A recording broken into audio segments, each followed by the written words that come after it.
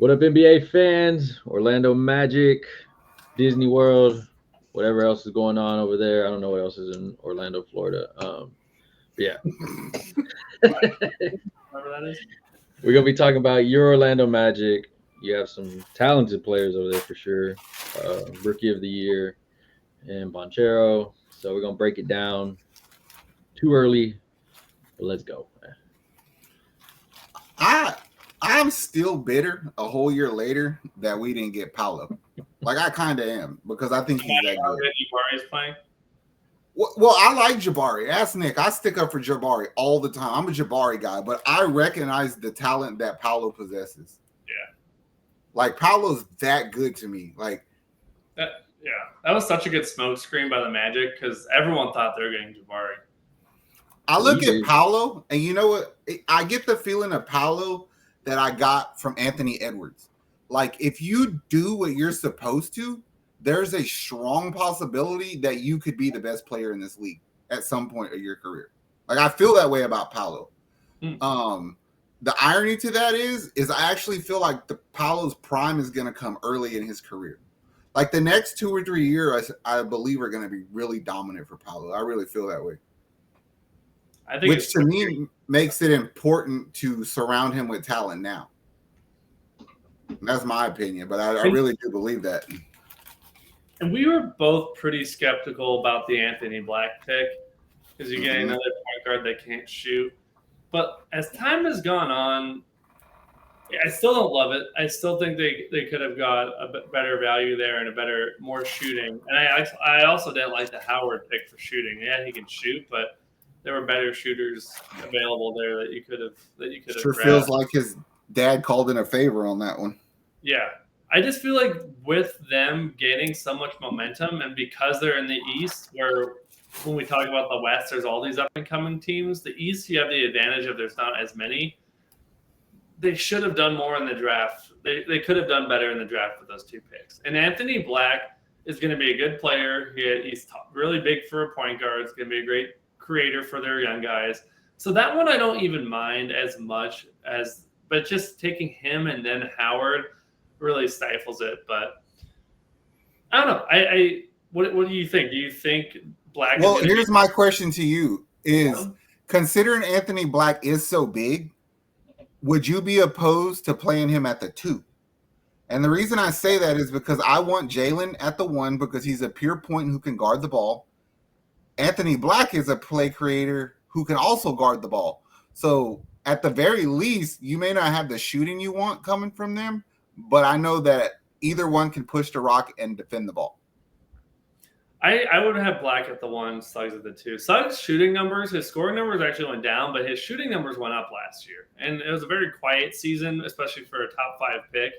And he's always going to be, I think, remembered because everyone thought he was going to go ahead of Scotty Barnes, and then the rest is history. But I kind of like him as the 2, less expectations around him, less pressure. He can do his own thing. He can work on his shot. But then they have Wagner and then Paolo. And my favorite hypothetical player in the NBA might be Jonathan Isaac. If he could just stay healthy for a year, he's making $17 million, which if healthy is a steal, but because he's not healthy seems like a little much, even with the cap going up.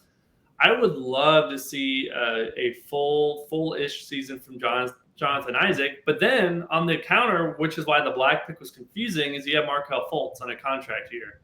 So I think Markelle Fultz resurgence is amazing to me. It is. And I think we might see his best year yet playing for a contract. So I don't get why you drafted a point guard to take his minutes, take some of his minutes. Unless and not only that, is because you still have Cole Anthony on that bench. Yeah. You have too many guards on that team. Yeah, I've never been too high on Cole. Me either. I think there's plenty of players. I mean, I guess when you bring on players like Jet Howard and stuff like that, maybe you could shop Cole Anthony around. Like to our point from a previous video, like maybe that might be the player you could send to the Spurs for very little. You know, a scoring point guard coming off the bench would help that team. But I just think that the Orlando Magic needs shooting and perimeter defense. I've been harping on that all of last season and now.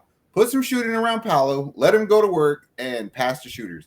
It'll be very I look at Paolo and it's like, just play him like you did with Blake Griffin early. He's not the high flyer, but he's very physical, like play style like that. You know what I mean? I like that. I mean, what did Paolo average last year? 20? Yeah, I think he got above 20. More or less about 20. I see a 24-point, 25-point game a night season for Paolo. I really do. And this might be a hot take. He might be an all-star this year. If that team's lingering around 500, he's going to be an all-star.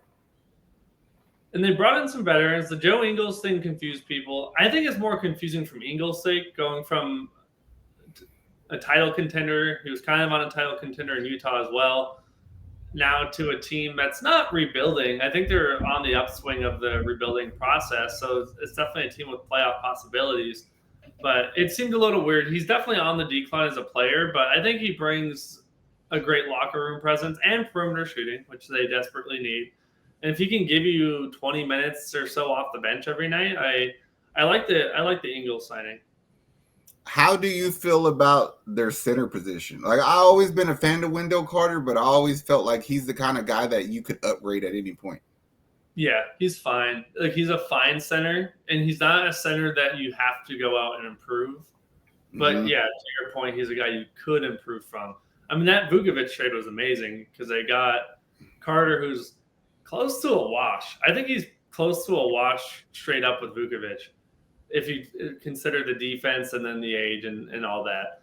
And then you got that pick, and you're able to turn those picks into stuff too. So I definitely won that trade, and those are the kind of trades you have to hit on when you blow it up. And they did. And now they have Wendell Carter, who I think is fine this year. I think he's fine as your 5 this year. See what he has.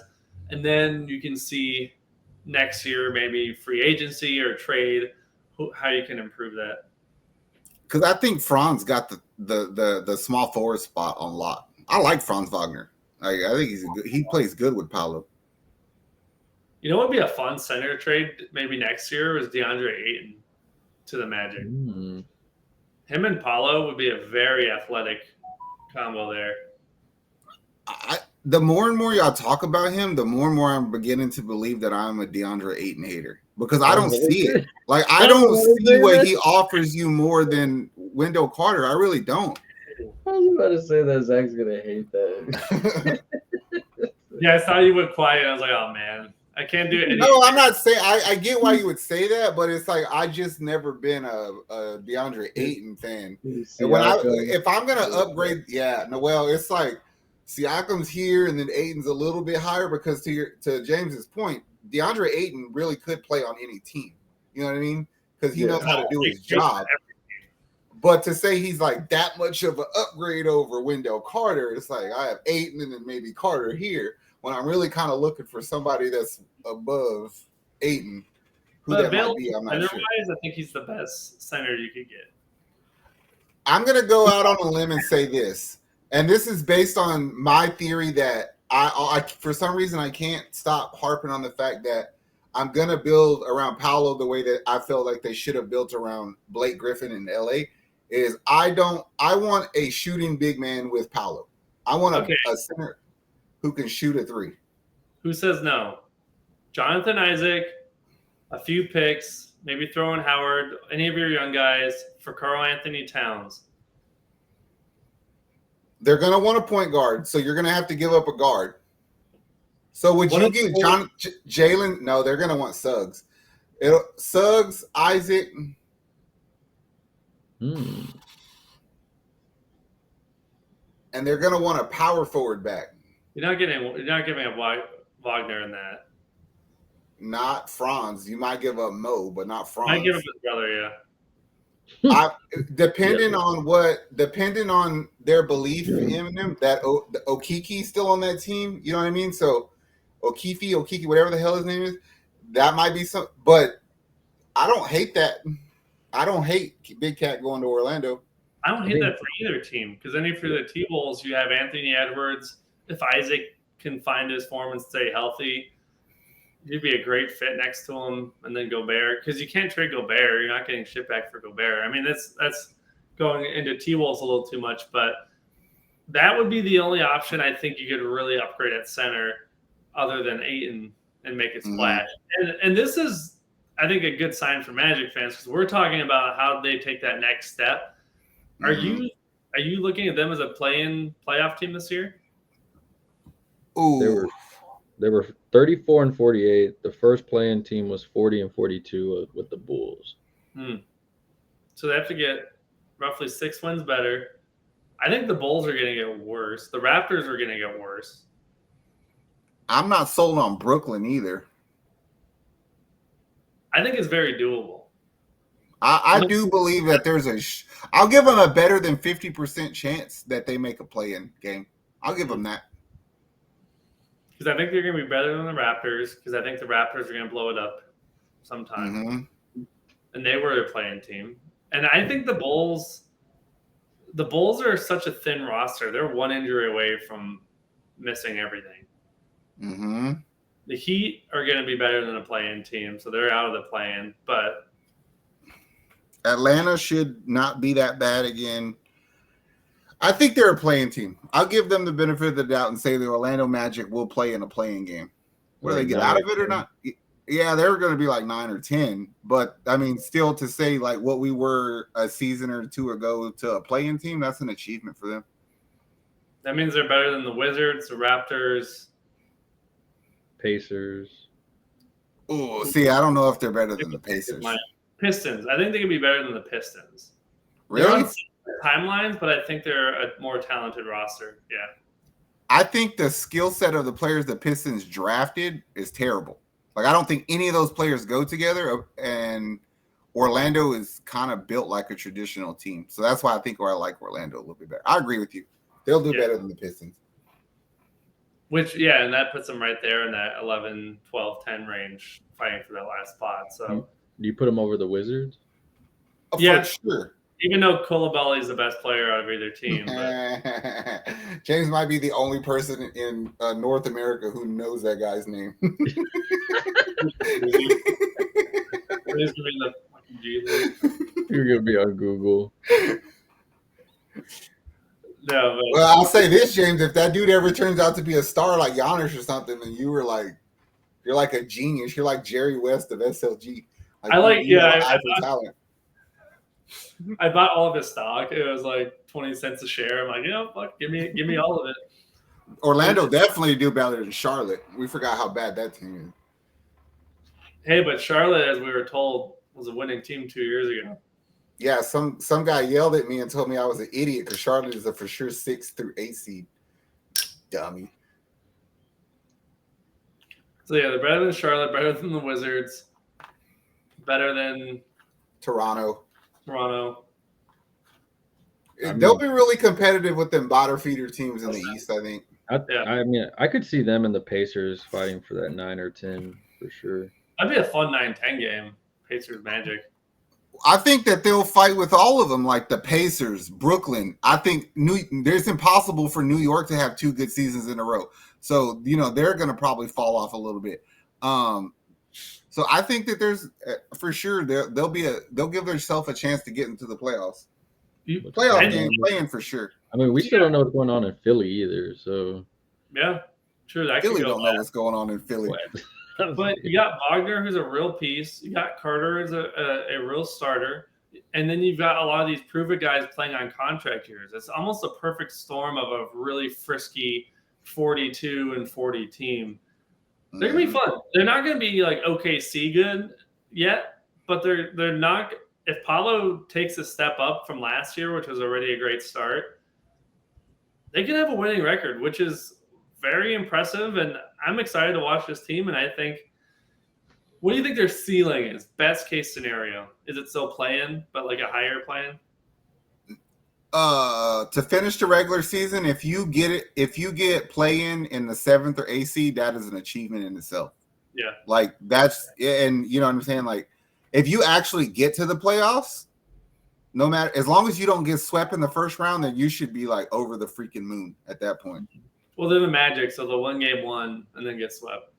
My thing is this, like the reason I'm so gung-ho about the Magic, and I think that they're going to win it a lot, but like aside from Giannis, who the hell can match up with Paolo in the East? Like, you can go down every roster, and I can't really think of nobody. Embiid? Paolo's too fast.